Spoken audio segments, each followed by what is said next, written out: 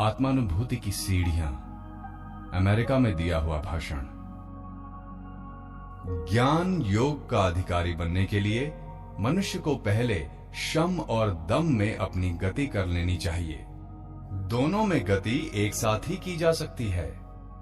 इंद्रियों को उनके केंद्र में स्थिर करना और उन्हें बहिर्मुख न होने देने का नाम है शम तथा दम। अब मैं तुम्हें इंद्रिय शब्द का अर्थ समझाता हूं। देखो, ये तुम्हारी आंखें हैं, लेकिन ये दर्शनेंद्रिय नहीं है। ये तो सिर्फ देखने का साधन मात्र है। जिसे दर्शनेंद्रिय कहते हैं, वो यदि मुझ में ना हो तो बाहरी आंखें होने पर भी मुझे कुछ दिखलाई न देगा।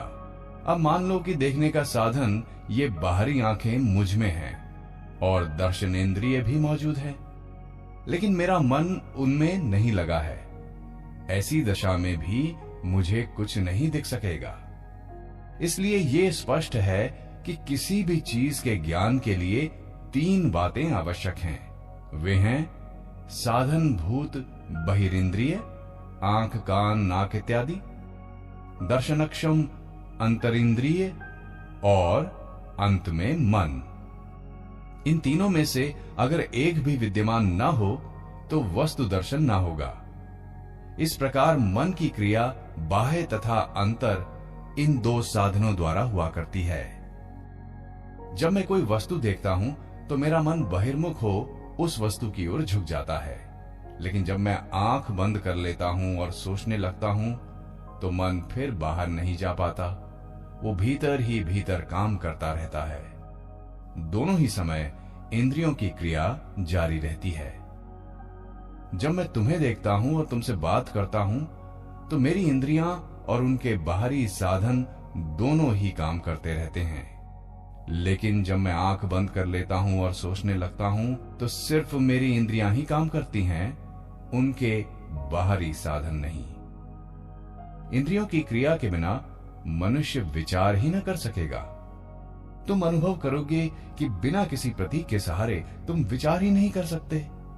नेत्रहीन मनुष्य भी जब विचार करेगा तो किसी प्रकार की आकृति द्वारा ही विचार करेगा। बहुधा आंख और कान, ये दो इंद्रियां बहुत ही कार्यक्षम होती हैं। ये बात कभी नहीं भूलनी चाहिए कि इंद्रिय शब्द से मतलब है हमारे मस्तिष्क में रहने वाले ज्ञान केंद्र। आंख और कान ये तो देखने और सुनने के साधन मात्र हैं। उनकी इंद्रियां तो उनके भीतर रहती हैं।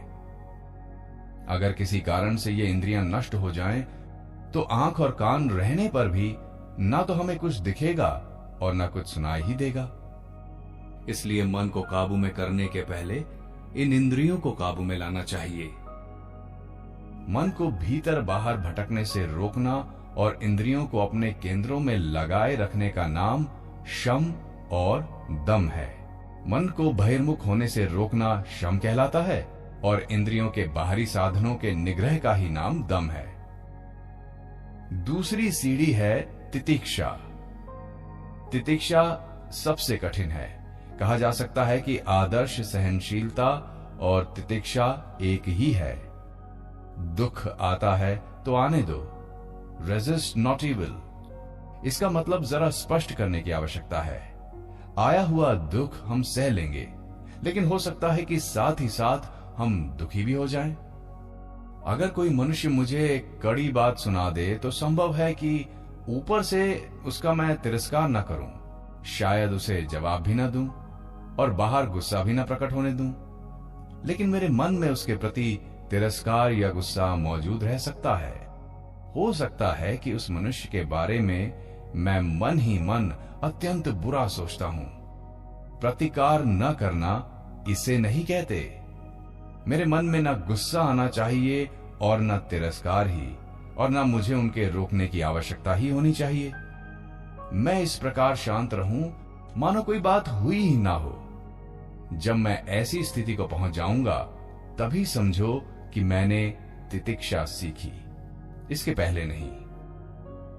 आए हुए दुखों का सहन करना, उन्हें रोकना या दूर करने का विचार भी न करना, तजन्य शोक या अनुताप मन में उत्पन्न भी न होने देना, बस इसी का नाम तितिक्षा है। मानो दुख आया तो आने दो, उसे रोकने की चेष्टा न की, और फलतः यदि कोई जबरदस्त आपत्ति आ ही पड़ी तो यदि हम में तितिक्षा हो तो हमें यह शोक नहीं करना चाहिए कि उस आते हुए दुख को रोकने की हमने चेष्टा क्यों नहीं की। जब मनुष्य का मन ऐसी अवस्था में पहुंच जाता है तो समझ लो कि उसे तितिक्षा सिद्ध हुई।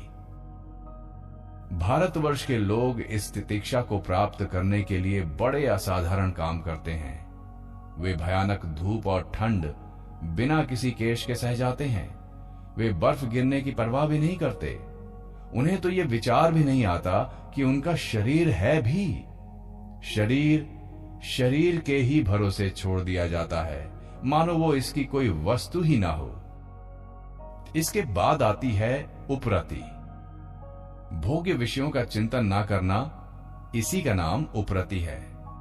हमने क्या देखा या क्या सुना, हम देखने वाले हैं या सुनने वाले, कौन सी वस्तु हमने खाई, खा रहे हैं अथवा खाएंगे, हम कहां रहें, इत्यादि इत्यादि विषयों के चिंतन में ही हमारा बहुत सा समय खर्च हो जाता है।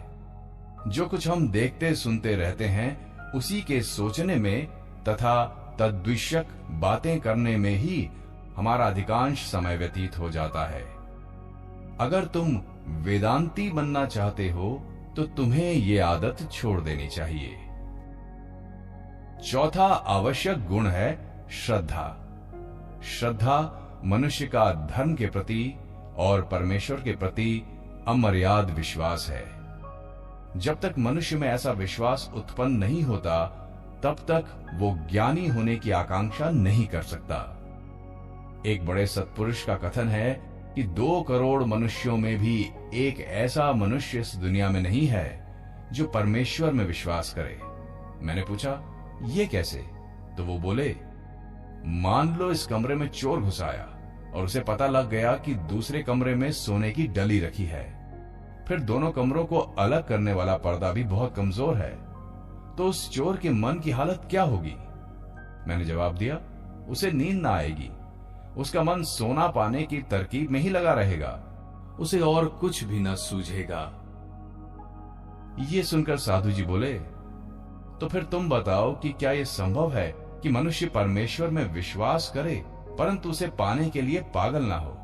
अगर मनुष्य सचमुच ये विश्वास करे कि असीम और अमर्याद आनंद की खान यहां है और वो उस खान तक पहुंच भी सकता है, तो क्या वहां पहुंचने के लिए वो पागल ना हो जाएगा?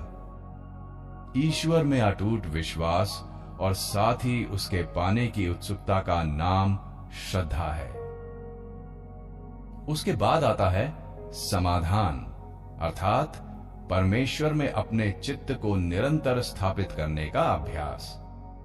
एक दिन में ही कोई बात बनकर नहीं आ जाती।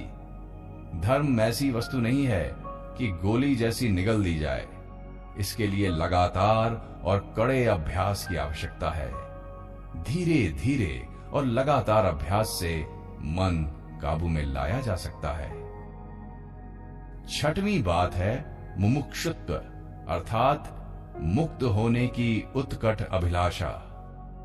तुम लोगों में से जिन्होंने आर्नोल्ड की लाइट ऑफ एशिया नामक पुस्तक पढ़ी होगी, उन्हें याद होगा कि भगवान बुद्ध ने अपना पहला तत्व क्या सिखलाया है। उनके कहने का तात्पर्य है, अपने दुखों को तुम स्वयं ही पैदा करने वाले हो, तुम्हें कोई बाध्य नहीं करता है। ऐसा भी तुमसे कोई नहीं कहता कि तुम जीवित रहो अथवा ना रहो। तुम क्यों अपने आप ही दुख के चक्र में पड़कर अनेक प्रकार के कष्टों का अनुभव करते हो? इसमें तो तुम्हें केवल अश्रु तथा शून्यता ही प्राप्त होगी। हम पर जो दुख आते हैं वे हमारे ही पसंद किए होते हैं। यह हमारा स्वभाव ही है। 60 साल तक जेल में रहने के बाद जब एक चीनी नए बादशाह के राज्याभिषेक के उपलक्ष्य में जेल से छोड़ दिया गया तो वो चिल्ला उठा था, अब मैं कहां जाऊं?